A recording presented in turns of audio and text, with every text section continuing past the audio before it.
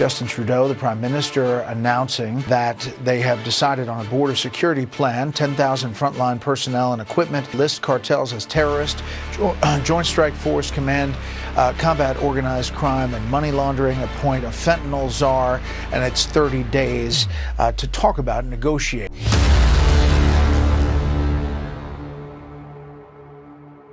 Okay, so before we get to the reactions and both sides of this entire debate, here's what Trump had to say on Truth Social. Canada has agreed to ensure we have a secure northern border and to finally end the deadly scourge of drugs like fentanyl that have been pouring into our country, killing hundreds of thousands of Americans while destroying their families and communities all across our country. Bottom line is, as president, it is my responsibility to ensure the safety of all Americans, and I'm doing just that. I'm very pleased with this initial outcome.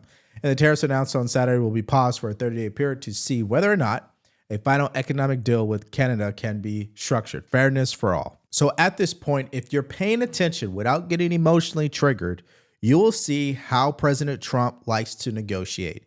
He's using every tool at his disposal, but the most powerful one is the attention that he gets when he speaks in order to use leverage to get what he wants in a deal. And that's exactly what happened here. But the Democrats, they're so emotional, they're not going to see it that way. Now, before we get to them, we're going to hear from Bob Rae. He's the former Premier of Ontario, and I'm going to tell you right now, he sounds very bitter. Well, we've been talking with the administration for quite a long time about the border measures that we need to take, and we need to take together. We all take the drug issue seriously. It needs to be dealt with, but let's not use tariffs to deal with it, because the tariffs completely upset markets and upset employment and upset jobs on both sides of the border. There's no such thing, Brett, as an American car, a Canadian car. For the most part, the big three, they make their cars on both sides of the border. And when they do that and you create the tariffs, you automatically are taxing the consumers on both sides of the border. And we have just-in-time delivery for everything that we do. And there's just no room for fooling around with the integrity of this border by any means. And tariffs are a major threat to the economic security of both our country and yours. And it's important that we get that put aside for a moment. Let's talk about the long-term trading relationship, but don't keep using tariffs as a thing that you think you can play with without understanding the consequences of that for both of our economies. Very serious. Well, he claims there's no fooling around with the integrity of the border, but they've been fooling around. They have not enforced border security whatsoever. That's why 86% of terrorists that are on the terror watch list come through Canada.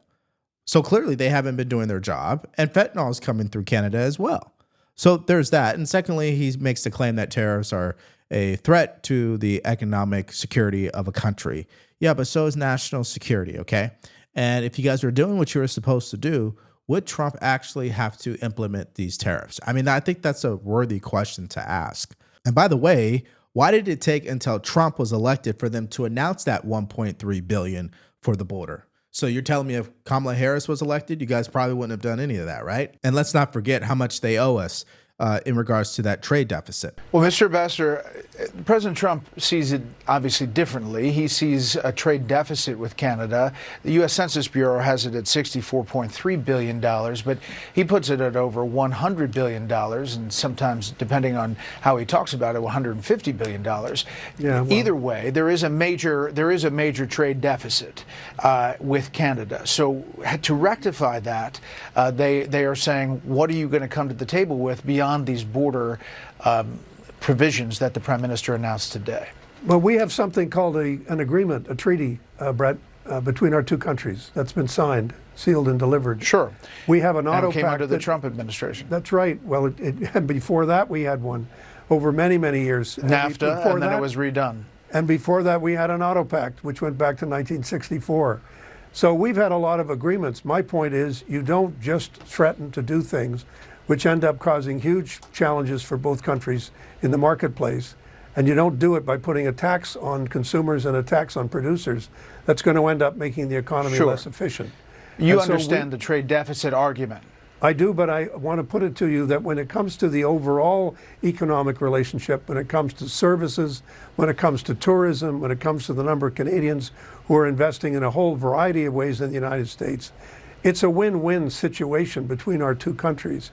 Okay, well, he thinks people are stupid because he clearly ignored Brett Baer's question about that trade deficit, and for good reason, right? They don't want to pay up, okay? And if they did, they would have already done it, right? So that's the first thing. Secondly, is President Trump wrong for demanding accountability on that principle? Hey, you guys are in debt to us. You owe us money. What are you doing to pay it back? I mean, it's in his preview to do that. Now, some people may be emotionally triggered by it because they feel like they're being held accountable, but he's not wrong. Now, I know what this gentleman's problem really is. He's got Trump derangement syndrome, and I'm going to show you an example of that now. Listen to this. Because you wrote in 2017 that the determination of many world leaders to try to normalize this leadership has to be brought to ground. He should not be welcome in our country. Speaking about not welcoming the President of the United States to Canada. Well, first of all, I made that comment when I was in private life. We've all said different things in private life, but if you said, has my opinion overall changed, I would say to you very directly that the concern that I think all Canadians have, it's not a personal thing about President Trump. The concern we have is that we don't want the administration making and taking decisions that are going to create insecurity, uncertainty, and real collapses in the market in a way that's quite arbitrary. Yeah. And that's why we're trying to have a reasonable and sensible discussion, and that's the kind of discussion I appreciate we'd like to have, and one that's respectful. And by the way, we're not the 51st state. We're a sovereign, independent country. Our leader deserves to be treated with respect, and we deserve to be treated with respect, and that's the way we want to proceed. Okay, so can we be honest really quickly here? Nobody respects Justin Trudeau. You don't even respect Justin Trudeau. The citizens of Canada doesn't even respect Justin Trudeau, okay? I mean, so going on to the news and demanding that he gets respect, I think is laughable at this point. And by the way, didn't he resign? Okay, that's number one. Number two, I agree. You guys should be very proud of your sovereignty. And if you really did think that Trump was going to be able to turn Canada into a 51st state, obviously that is a long shot. We all know that. And I was always of the opinion that he's using this as a way to apply pressure during these negotiations. But when you got people who are triggered like that, they take every single word that he says and they overreact. This is the art of the deal. This is who Donald Trump is. I just want to emphasize that this is a drug war and not a trade war. Every day we lose about 200 Americans from fentanyl poisoning. We lose more Americans every year from fentanyl poisoning than we did during the entire Vietnam War. So to President Trump, this is very serious. It's good to see Mexico and Canada both step up to the plate and say, we're going to be responsible for our side of the border. I want to emphasize one more thing is that a lot of these fentanyl precursors are now being made in laboratories in Canada. So Mr. Trudeau needs to be smashing those laboratories up as well. So a great day for President Trump, a huge victory for America. Here's what Patrick Bet-David had to say. A good move, a wiser move would be to become the 51st state. We offer amazing benefits to you and the great people of Canada. Another user by the name of Brick Sweet said, next time someone tells you that tariffs are not an effective negotiation tool, show them this. Both Canada and Mexico agreed to strengthen border controls within 24 hours of the tariffs being announced. Now, here's Doug Ford, who loves to sound tough on X, of course, but he's not in charge of Canada. He said this, make no mistake, Canada and Ontario continue to stare down the threat of tariffs, whether it's tomorrow, in a month, or a year from now. When we're renegotiating the United States-Mexico-Canada agreement, President Trump will continue to use the threat of tariffs to get what he wants. We're already feeling the impact, so as long as our trading relationship with our largest trading partner is up in the air, we will continue to see many potential projects frozen and projects that were already underway put at risk. What I've learned about researching this entire debate between Canada and America as it pertains to tariffs is that on both sides, you're going to find people emotionally involved and triggered by everything that is said online. But if you were to remove your emotions from this and looked at the actual facts and you were to do your research, you would find that Canada has been very lazy. They are not actually catching terrorists that are crossing through their country. It's just that simple. They are allowing fentanyl to not only cross through their country, but to be manufactured in their country. So that is a problem. Now, just because the last president really didn't make it a priority doesn't mean it's not important. Now, I told you we're going to get to the reaction from Democrats because we know they're delusional. And I think they still have yet to learn anything because when they come out and say things like this, it just makes you wonder, Are you really trying to help Americans, or do you just have a personal beef with President Trump? I mean, I don't know what Trump wanted in this situation. Again, he didn't actually get anything. But if he were to put these tariffs in place, they would be very painful for American consumers. Okay, Scott. I mean, this is public information. He got what he wanted. He got an agreement from our neighbors to do more on the border. That's what he wanted, and he got it. Exactly what they have already been doing. I understand you're the minister of propaganda tonight, but you don't have to be. You could just say, "Hey, all's well that ends well." Here, come on. If you don't know that these countries are committing to do exactly what they have already been doing, either you haven't done your homework or you think the American people are idiots. Because again, they're doing option three. Donald Trump is enforcing what needs to be done at the border, which is more help from our friends. They are our allies and they are important people, but they need to help us, and they've not been helping us, and now they're going to help us even more. They have been. But the point is that so that's Catherine for you. She's always trying to get into it with Scott Jennings. She's like a contrarian. She can't agree on anything that Trump does or says, and she definitely can't agree when it comes to whatever Scott Jennings says. So of course she's going to give us that delusional take, but we all know what the truth really is. Canada never considered a $1.3 billion package to secure the border until Trump was elected. Also, the Mexico president did not consider sending troops to the northern border only until Trump threatened tariffs. So, I mean, to make the claim that, nothing came out of this is peak delusion.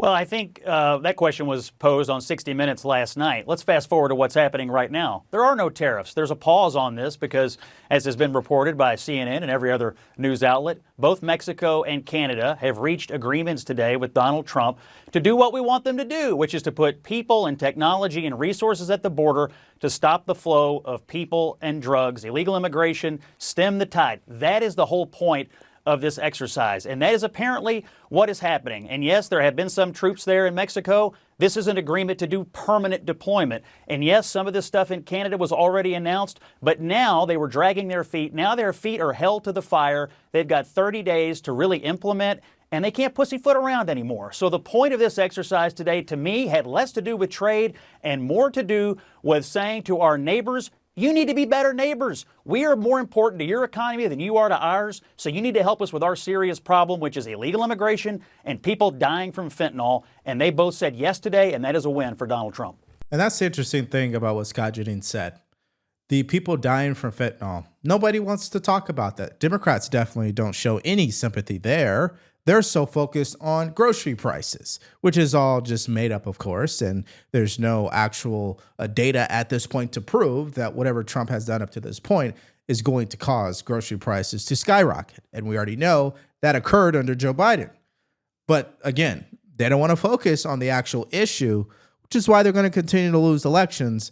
And that's exactly what the White House press secretary said. Well, this just proves that the Democrat Party is still incredibly out of touch with the American people, because while Chuck Schumer is whining about the cost of a pint of beer, President Trump is talking about saving American lives. And I would say to Chuck Schumer, what would you give? What price would you pay if your child was killed at the hands of an illegal immigrant who should have never made their way into this country in the first place? Or if your child died at the hands of illegal Chinese fentanyl that was trafficked through both our southern and northern borders? There are thousands of parents across this country who have felt that loss. There is no price that can bring their child back. And that's what President Trump is doing with these tariffs. He's making it very clear that he is going to put the American people's interests first, and he is going to protect our homeland. And Democrats can either get on board with that, or they can continue to lose elections as they did on November 5th.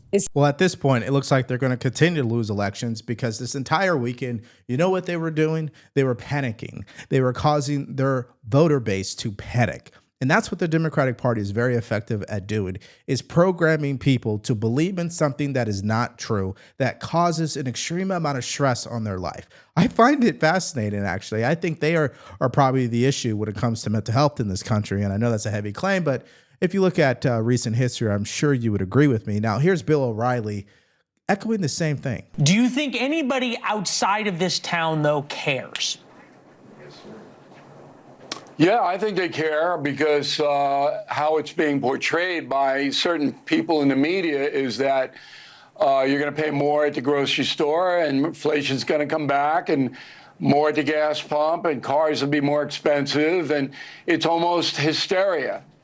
And it's a fascinating look at the difference between what's actually happening in real life, which, you know, I'm here to tell you what's actually happening, and how it's being reported. So it was absolutely mania this weekend in Washington, D.C., where you live, Leland. I don't know if you participated in the mania, but I'm it just was coming these down people from were the just high. going nuts, and I'm looking at them. I'm just looking finally at them regrouping. Don't you understand what he's doing? And you know what the answer to that question is? They don't want to understand it. They hate him, and they're going to put everything in a negative light. Now, here's a question for you, because obviously Democrats believe we didn't get anything out of this. And in fact, by Trump making a decision to impose tariffs, he's doing damage to U.S. economy and families across the country. So do you believe that Trump doing this was the right decision? Do you believe that we are actually going to get something out of this that is in the best interest of our country? Please let me know what your thoughts are about that in the comment section below. Now, obviously, it's no secret, Canada caved as well, really didn't put up a fight. I mean, it didn't take that long, but there were additional details that I think will shock you throughout that entire process, which is why we had a video this morning talking about Mexico's president. And so if you want to see that video for yourself, all you have to do is click on it, because it's coming up right now.